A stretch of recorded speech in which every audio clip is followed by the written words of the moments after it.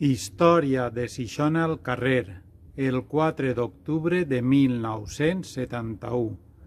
Avui es compleixen 50 anys d'un dels fets més luctuosos de la història de Xixona, l'incendi de la parròquia.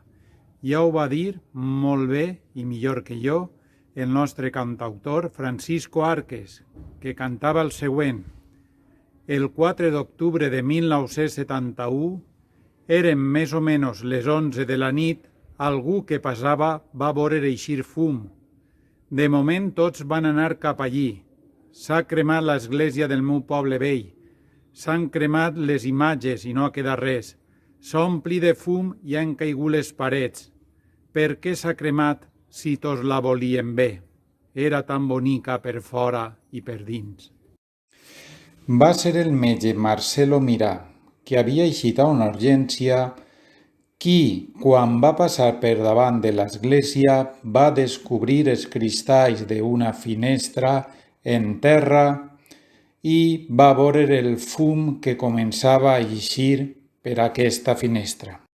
Ràpidament va donar la veu d'alarma i van acudir les autoritats municipals, la policia local, la Guàrdia Civil i els bomberos d'Alacant i Alcoi, i un bon nombre de veïns.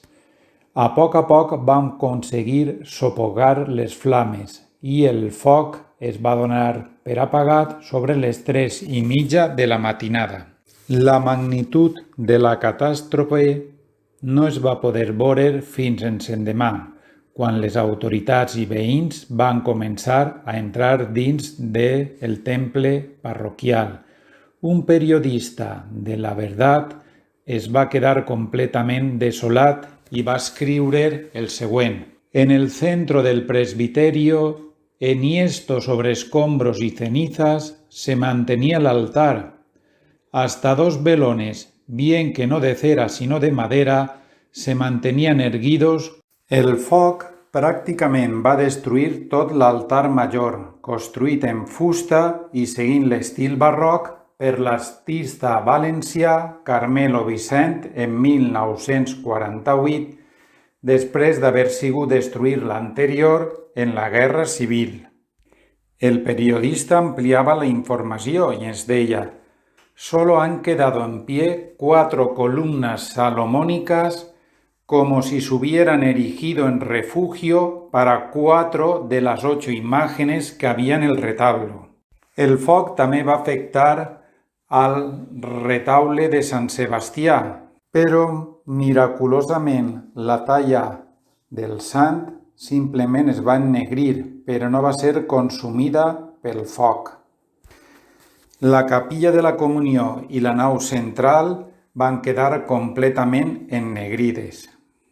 L'arquitecte municipal José Ibáñez Baldó va visitar l'església i va donar un raig d'esperança al manifestar que la estructura de l'edifici no perillava.